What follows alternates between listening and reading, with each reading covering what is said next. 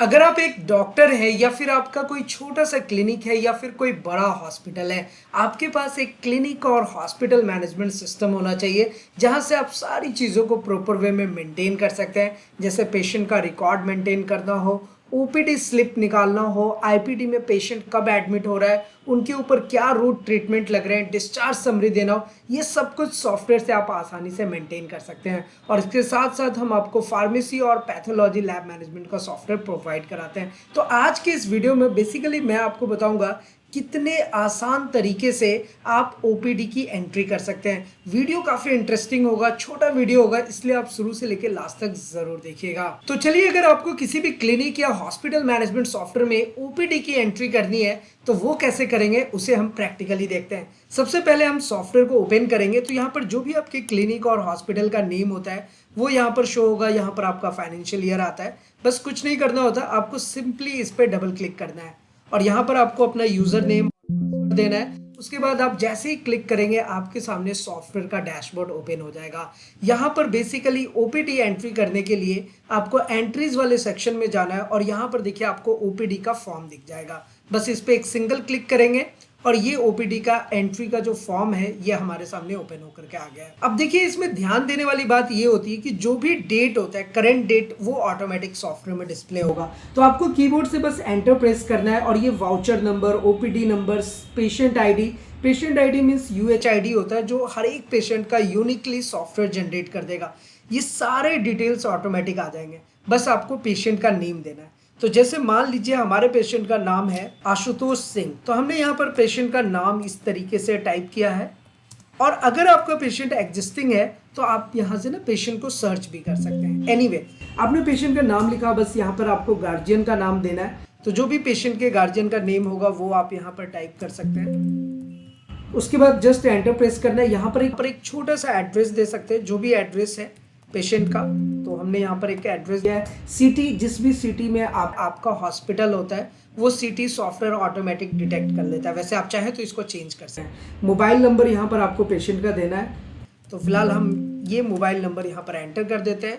उसके बाद देखिए, डेट ऑफ बर्थ का बहुत ही अच्छा सा फीचर है। अगर आप डेट ऑफ बर्थ पेशेंट का यहाँ पर डालेंगे तो एज सॉफ्टवेयर ऑटोमेटिक कैलकुलेट कर लेगा। और अदरवाइज अगर आप चाहते हैं कि पेशेंट का डेट ऑफ बर्थ नहीं डाले, एज ही सिर्फ डाले, तो वो भी ऑटोमेटिक आ जाएगा। सिंपली आपको यहाँ पे ब्लड प्रेशर देना होता है। जो भी ब्लड प्रेशर है वो यहाँ पे कर सकते हैं, पल्स दे सकते हैं।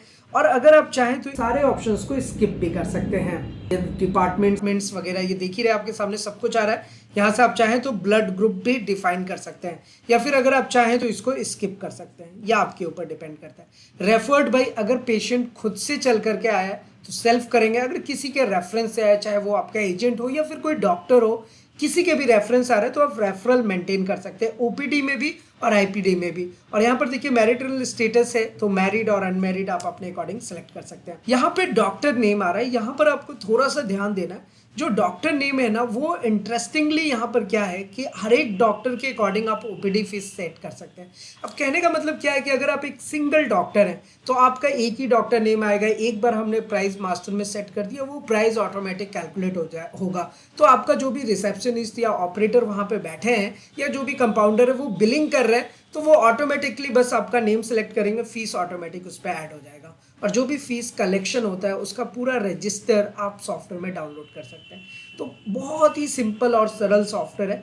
अगर इसी तरीके से आपके पास 3-4 डॉक्टर्स हैं और मे भी ऐसा हो सकता है कि उन तीनों डॉक्टर्स का अलग अलग ओपीडी फीस है, तो वो आप सॉफ्टवेयर में मेंटेन कर सकते हैं। और अगर सेम फीस है तो सेम रहेगा। जैसे देखिए मैंने अलग अलग यहाँ पे सेट किया। जैसे हमने डॉक्टर अंकित अग्रवाल सेलेक्ट किया तो देखिए अभी फीस कितना आ रहा है, 500 रुपीज़। सेम इसी तरीके से अगर हम यहाँ पे डॉक्टर श्रुति कुमारी सिलेक्ट करेंगे तो देखिए फीस अभी आ गया 700। फिर इसी तरीके से आप अगर जैसे फीस को अलग अलग सेलेक्ट करेंगे, जैसे डॉक्टर तनवीर आलम देखिए अभी फीस आ रहा है 1000 रुपीज। तो ऐसे ना आप अलग अलग फीस मेंटेन कर सकते हैं और सेम फीस भी चाहे तो वो सेट कर सकते हैं। पेमेंट मोड आ गया कि आपका पैसा किस तरीके से रिसीव हो रहा है, कैश में, ऑनलाइन, गूगल पे, पेटीएम, फोन पे, जिस भी मोड में आपका पैसा रिसीव हो रहा है वो आप यहाँ पे आसानी से मेंटेन कर सकते हैं। और चाहे तो अलग अलग मोड भी आप मेंटेन करेंगे ताकि at the end of the day आपको पता हो कि किस ट्रांजेक्शन्स में हमारे कितने पेमेंट रिसीव हुए। फिर यहाँ पर आप चाहें तो कुछ रिमार्क्स दे सकते हैं, टेम्परेचर, वेट, ऑक्सीजन, ये सारी चीज़ें डाल सकते हैं। देखिए नेक्स्ट विजिट डेट आपको यहीं पे मिल जाता है। वैसे अगर आप चाहें तो ये नेक्स्ट विजिट डेट आप छोड़ भी सकते हैं, या फिर जो आपके डॉक्टर होंगे वो यहाँ पर कुछ भी डाल सकते हैं, मतलब कि दोनों जगह पे ये ऑप्शन मिल जाता है। तो बस इतना ही एंट्री करना होता है। उसके बाद जैसे ही सेव करेंगे आपके सामने देखिए एक विंडो आता है, do you want to print का। बस आपको कुछ नहीं करना है, बस एंटर प्रेस करना है और आपके सामने एक छोटा सा ओपीडी स्लिप डाउनलोड हो जाएगा। और ये ओपीडी स्लिप जो है ये पूरी तरीके से कस्टमाइजेबल है, मतलब इसे आप अपने अकॉर्डिंग जैसे चाहें वैसे कस्टमाइज कर सकते हैं और मैनेज कर सकते हैं। तो ये आपकी ओपीडी जो एंट्री हुई है, इस ओपीडी की एंट्री में को आप जब रजिस्टर में जाएंगे, डिस्प्ले में जाएंगे, तो देखिए यहाँ पर ना आपको एक ओपीडी रजिस्टर मिलता है। बस इस पर एक सिंगल क्लिक करना है। अब जैसे आज की डेट का मुझे देखना है कि टोटल नंबर ऑफ पेशेंट्स कितने आए ओपीडी में, बस ओके बटन प्रेस करूंगा और देखिए आज का मेरे पास कलेक्शन आ गया। अब इसी तरीके से जितने भी कलेक्शन हुए रहेंगे आपके पास एक प्रॉपर लिस्ट होगी। और साथ ही साथ अगर आप चाहते हैं कि आज का नहीं, मैं एक वीक पहले का या एक महीने पहले का देखना चाहता हूँ, तो बस आपको डेट सेलेक्ट करना है और ये आपके पास पूरा रिपोर्ट लेकर के आ जाएगा। और इस रिपोर्ट को आप चाहें तो एक्सेल सीट में एक्सपोर्ट कर सकते हैं, चाहे तो इसको आप प्रिंट भी कर सकते हो। तो ये दोनों ऑप्शन आपको एक जगह पे मिल जाता है। तो जैसे देखिए मैंने एक्सपोर्ट बटन पे क्लिक किया, मेरे सामने सॉफ्टवेयर ने एक प्रॉपर इसका एक्सेल सीट जनरेट कर दिया है। तो ये एक्सेल सीट भी आप रख सकते हैं, आपके ऑपरेटर के लिए भी हेल्पफुल होगा कैलकुलेशन के लिए कि हमारे पास टोटल कितना पेमेंट रिसीव हो रहा है, क्या क्या ट्रांजेक्शन्स है, वो सारी चीज़ें यहाँ से मेंटेन कर सकते हैं। वैसे इस सॉफ्टवेयर में बहुत सारे ऑप्शंस हैं।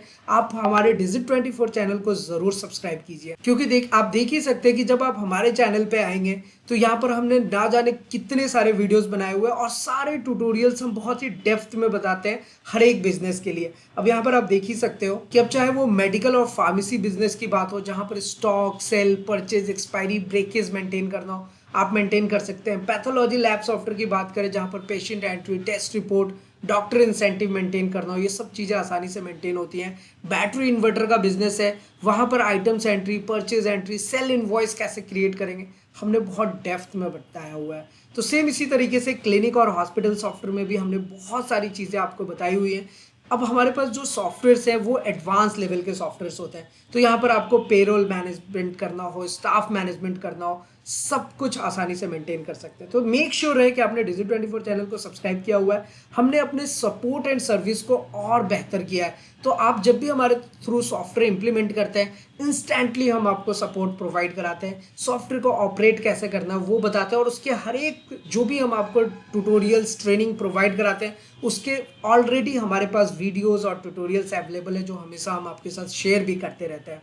और इसके साथ साथ देखिए हमारे पास क्लाउड मैनेजमेंट सॉफ्टवेयर भी होता है, जहां से आप billing, appointment, OPD, IPD, pharma, pathology, radiology, blood bank, ambulance, front office, birth and death record, human resource, referral, TPA management तो आप समझ ही रहे होंगे, थर्ड पार्टी इंश्योरेंस मैनेजमेंट अगर करना हो, finance, messaging, inventory, download centre, certificate, front CMS, live consultation और सारी रिपोर्ट्स हम आपको एक जगह पर क्लाउड पे भी मेंटेन करके देते हैं। तो बेसिकली कहने का मतलब यही है कि आप एक इंडिविजुअल डॉक्टर हैं या फिर आपका कोई छोटा सा क्लिनिक है या कोई बड़ा हॉस्पिटल है, हमारे पास आपके रिक्वायरमेंट के अकॉर्डिंग कंप्लीट सॉफ्टवेयर है, जहां से आप हर चीज को प्रॉपर वे में मेंटेन कर सकते हैं। अब जैसे कि मैंने आपको सॉफ्टवेयर में बताया कि ओपीडी एंट्री कैसे करेंगे, सेम इसी तरीके से देखिए यहाँ पर ओपीडी बिलिंग का ऑप्शन है, पेशेंट एंट्री का ऑप्शन है, जहां से ना आप डॉक्टर प्रिस्क्रिप्शन जनरेट कर सकते हैं, पहले से मेडिसिन का डेटाबेस क्रिएट करके रख सकते हैं, कौन सा मेडिसिन किस ट्रीटमेंट के लिए देना है वो डॉक्टर मेंटेन करके रखते हैं। फिर आईपीडी में patient admission, root treatment, discharge summary, everything सब कुछ प्रॉपर वे में दिया हुआ है। सॉफ्टवेयर काफ़ी सिंपल होगा, आपको चलाने में कोई प्रॉब्लम नहीं आएगी। और अगर आपके मन में किसी भी टाइप का सवाल है, क्वेश्चन है, क्वेरीज है, नो डाउट हमारे साथ आप नीचे कमेंट करके पूछ सकते हैं। साथ ही साथ अगर आप अपना कोई एडवाइस या सुझाव देना चाहते हैं वो भी आप हमारे साथ जरूर शेयर कीजिए। तो फिलहाल आज की इस वीडियो में इतना ही, फिर मिलता है किसी नेक्स्ट इंटरेस्टिंग वीडियो में। तब तक के लिए सलाम, दुआ और प्रणाम, शस्त्र श्री अकाल, कीप वॉचिंग, कीप स्माइलिंग, अपना और अपने साथ सबका ख्याल रखें। जय हिंद, वंदे मातरम।